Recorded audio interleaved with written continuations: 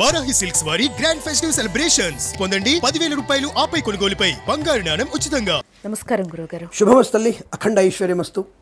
2026లో సింహరాశి వారికి ఏ విధంగా ఉండబోతుందంటారు? గత సంవత్సరంలో చాలామంది చెప్పి ఉంటారు అష్టమ శని దాని ప్రభావం ఎక్కువగా ఉందని చెప్పడం. But same to be continued. ఎందుకంటే సింహరాశి వారికి పెద్దగా మార్పు అనేది ఏం లేదు.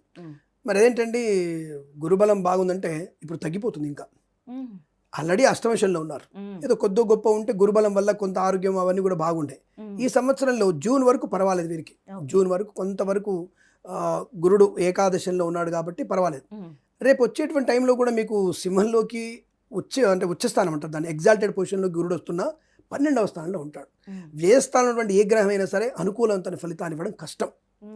మరి అసలు ఇవ్వకపోతే పరిస్థితి ఎట్లా అంటే, ఇతర గ్రహాలు అంటే గురువుకి మిత్రుడైనటువంటి రవి కానీ, కుజుడు కానీ, చంద్రుడు కానీ, ఈ గ్రహాలు కనుక ఏదైనా శుభస్థానంలో వచ్చినప్పుడు, అంటే ప్రతి మాసం మారుతుంటాయి గ్రహాలు, ఆ సమయంలో మాత్రం వారికి బాగుంటుంది. అందుకని జూన్ వరకు మాత్రం కొంత అనుకూలంగా ఉండి, జూన్ తర్వాత నుంచి కొద్దిగా ఇబ్బందికర వాతావరణం, ఆరోగ్యాన్ని చాలా జాగ్రత్త చూసుకోవాలి.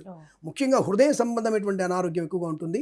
ఈ సంవత్సరంలో బాగా గుర్తుపెట్టుకోండి, మనం బాగా చూస్తూ ఉంటాం డ్యాన్సులు వేస్తూ పిల్లలు కింద పడి హఠాత్తుగా చనిపోయిన విషయంలో. ఈ సంవత్సరంలో కూడా ఈ రాశి వారు కాస్త అత్యుత్సాహం చేయకుండా ముందుగానే మీ శరీరాన్ని అన్ని టెస్టులు చేయించుకునే ప్రయత్నం. ఎందుకంటే ఇవాళ రేపు తక్కువలోనే అయిపోతున్న టెస్టులు అన్నీ కూడా. కాబట్టి ఈసీజీ లాంటివి తీయించుకునే ప్రయత్నం చేస్తే జాగ్రత్త. రెండవది, ఎవరికైనా మద్యపాన ధూమపాన అలవాటు ఉన్న వాళ్ళు ఈ సంవత్సరంలో మంచంలో ఉండడం ఖాయం. ఖచ్చితంగా మంచంలో ఉండడం ఖాయం. ఈ రాశి వారికి తీవ్రమైనటువంటి మద్యపాన ధూమపాన లాంటి అవకాశం, అలాంటి మీరు ఆనందాన్ని పొందుకుంటున్నారు. ఆనందం మీకు కన్నీరు మారే అవకాశం ఉంటుంది. ఇది ప్రమాదాన్ని కలిగిస్తుంది. అంటే భయపెట్టడానికి కాదు నేను చెప్పేది. ఏంటి మీరు జాతకాలు చెప్తున్నారా, భయపెడుతున్నారా? మిమ్మల్ని భయపెడితే మాకు వచ్చేది ఏమీ లేదు. సో ప్రతి ఒక్కళ్ళు వచ్చేసి కృష్ణలంక నుంచో, విజయవాడ నుంచో, లేదా శ్రీకాకుళం నుంచో, లేదా బందర్ నుంచో, బెంగళూరు నుంచి వచ్చిన జాతకాలు అని చెప్పించుకోరు. కాబట్టి ఇది మీకు ఇన్ఫర్మేషన్ ఇస్తున్నాను. I'm giving the information to you, be careful. అంటే దాని గురించి మీద కామెంట్లో మీరు భయపెడుతున్నారు ఎందుకు? ఒక ఆయన బాగుందన్నాడు, నువ్వు బాగుందన్నాడు, బాగుందని ఆయన మాటలు ఇమ్మండి. మళ్ళీ నెక్స్ట్ ఇయర్లో ఈ టైంలో కలుస్తాను నేను. మళ్ళీ జానకి గారు ఇక్కడ పిలుస్తారు, ఏదో స్టేజ్లో కలుద్దాం మనం. నేను చెప్పిన విషయం అదే అంటాను. నేను అందరికీ ఒకటి చెప్తాను, మిగతా వాళ్ళు చెప్పినటువంటివి ఇన్ఫర్మేషన్ని, నేను చెప్పిన ఇన్ఫర్మేషన్ని గ్యాదర్ చేసుకొని కంపేర్ చేసుకోండి. సో నేను చెప్పిన దాంట్లో కనీసం అంటే గోచార ఫలితాలు అంటేనే 50 to 60%, జన్మజాతకం 90%. జన్మజాతకం 100% చెప్తాను. ఆ స్వాములు ఈ స్వాములు చెప్తే ఏ స్వామి చెప్పినా ఆ స్వామి చెప్పిన అర్థం కాదు. 100% జాతకం ఎవరు చెప్పలేరు. క్లారిటీ ఎవరు చెప్తారు? స్వామి చెప్పగలిగే వాళ్ళు. మనకి జాతకం చూడడానికి 1000 రూపాయలు తీసుకుంటా, 10,000 తీసుకుంటా, 20,000 తీసుకుంటా అన్న వాళ్ళు చెప్పిన జాతకం 10% డౌన్ అయిపోతుంది. ఎందుకంటే నువ్వు అమ్ముకుంటున్నావు కదా. పోనీ అమ్ముకోకపోతే ఏమైనా మన పరిస్థితి ఏంటి? మన నా పెళ్ళం వీళ్ళంతా ఎలా బతకాలి? వీరు నాకున్న వృత్తి ఇది, మరి ఏం చేయ, నేను వృత్తి నమ్ముకున్నాను నేను, కానీ నాకు ఏదో వృత్తి ఉంది కాబట్టి నేను నమ్ముకున్నాను అని చెప్పేసి దీన్ని వ్యాపారంగా చేసి మిమ్మల్ని భయపెట్టేటువంటి మాత్రం అది దరిద్రపు ధనాన్ని స్వీకరించడం. అంత భయపెట్టి మీరు ధనాన్ని స్వీకరించకండి. నీకు కాబడేంది, ఈ బడైంది, చేతబడైంది అని చెప్పేసి ఇవన్నీ కూడా అబద్ధాలు. నిజమైనటువంటి జ్యోతిష్యుడిని కలిసే ప్రయత్నం చేయడం కోసం ఈ విషయాలు.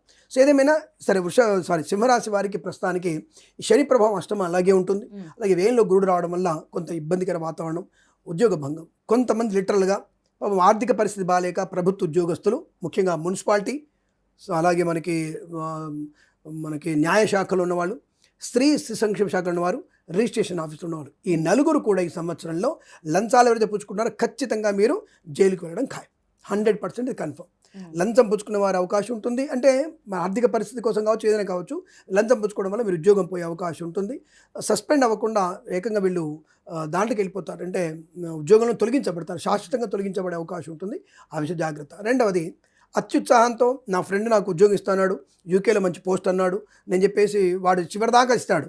రిజిగ్నేషన్ ఇచ్చిన తర్వాత అవతల వాళ్ళు యాక్సెప్ట్ చేశాక మీ పరిస్థితి కింద వాడు ఫోన్ ఎత్తడిగేవాడు, అదే మేలు రాదు నీకు, యూకేలో నీకు ఉద్యోగం లేదు, సద్యోగం లేదు అంటే కేవలం నిన్ను వాడు మెప్పించాడు, లేదా వాడికి అక్కడ అవకాశం వచ్చి ఉంటుంది. లాస్ట్ టైంలో వాడికి హ్యాండ్ ఇచ్చి ఉంటారు అక్కడ వాళ్ళు కూడా. వాడు నీకు ముఖం చూపించలేక వాడు స్విచ్ ఆఫ్ చేసుకున్నాడు, మెయిల్ కూడా డిలీట్ చేసుకున్నాడు. మరి ఇప్పుడు నీ పరిస్థితి ఏంటి? ఇక్కడ ఉద్యోగం రిజిగ్నేషన్ ఆల్రెడీ యాక్సెప్టెడ్, నీకు 2 నెలల టైం ఉందంటే ఆ 2 నెలల్లో నీకు కొత్త ఉద్యోగం పొందుకుంటేనే తప్ప నీకు మాత్రం ఇంకోటి లేదు. ఇంత మంచి ఉద్యోగం నుంచి ఎందుకు వెళ్ళావని కొత్త ఉద్యోగం అడిగితే నువ్వేం చెప్తావో సమాధానం నీ దగ్గర లేదు. కాబట్టి ఇలా నీకు గందరగోళ పరిస్థితి ఏర్పడే అవకాశం, ఏదో అంటారు కదా, ఉన్నది పోయింది ఉంచుకున్నది పోయింది అనేటువంటి సామెతగా నువ్వు పోగొట్టుకుంటావు. కాబట్టి జాగ్రత్తగా ఉండే ప్రయత్నాన్ని చేయాలి. కాబట్టి ఉద్యోగం విషయంలో అత్యుత్సాహాన్ని, అత్యాశకు వెళ్తే మీకు నష్టం, ఉన్న ఉద్యోగం కూడా తొలగిపోయే అవకాశాలు ఉంటాయి. కళాకారులకి, క్రీడాకారులకు కూడా ఈ సంవత్సరంలో మంచి శుభయోగాలు ఉన్నాయి. వ్యాపారం కూడా అనుకూలంగా ఉంది. బట్ మోర్ ఎక్స్పెక్టేషన్స్ ఏం పెట్టుకోకల్లా అంత లాభాలు వచ్చే అవకాశం లేదు. మరి రైతులకు కూడా ఈ సంవత్సరంలో కొంత అంత పెద్ద లాభాలు వచ్చే అవకాశం మిగతా రాష్ట్రాల వారి కన్నా ఈ రాష్ట్రాల వారికి చాలా తక్కువ ఆదాయమే. లేదా ఇక్కడ ఏమిటంటే విచిత్రం, వీరికి చుట్టు పొలాలు బాగా ఉంటాయి, వీళ్ళ పొలం మాత్రం ఎండిపోతుంది. అయ్యో, వీళ్ళ పొలానికి మాత్రమే పురుగులు పడతాయి, వీళ్ళ పొలం ఎదుగుదల ఉండకపోవడం. కారణం ఏంటంటే నకిలీ విత్తనాలు కావచ్చు, ఎరువులు ఎక్కువ వేయడం కావచ్చు, ఇవన్నీ కూడా ఉంటాయి. నేను ఇంతకుముందు మొన్నటిదాకా రైతుల్ని దేవుడుగా నేను చెప్తాను, అందరికీ కూడా దేవుళ్ళు రైతులు అని చెప్తాను. నేను ఈ మధ్య కాలంలో రైతులు రాక్షసులు అని చెప్తున్నాను. అదేంటండి ఎలా అంటారు వాళ్ళంటే, వాళ్ళు ఎందుకు చేస్తున్నారంటే రేపు భవిష్యత్తులో మనకి సంతానం లేకుండా చేస్తున్నారు వాళ్ళు. అంటే ఇప్పుడు నెక్స్ట్ ఇప్పుడు మీ తరం ఉంది, నెక్స్ట్ మీ తరం ఇంకొక తరం ఉంటుంది. నాకు తెలిసి మీ మనవాడికి ఇక పుంసకత్వం ఉండదు, అంటే నపుంసకుడు అవుతాడు. మీ కూతురికి అండోత్పత్తి ఉండదు.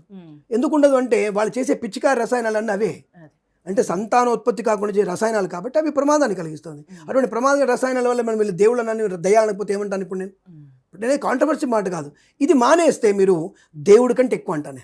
సేంద్రియ ఎరువులు మారండి. సేంద్రియ వల్ల పంట బలం బాగా ఉంటుంది, మన భవిష్యత్తు ఆరోగ్య భారతంగా మారుతుంది. ఆరోగ్య భారతంగా ఉన్నప్పుడు మనం ఆర్థిక భారతంగా నిలదొక్కగలుగుతాం. కాబట్టి రైతులకి ఇది ఒక మనవి.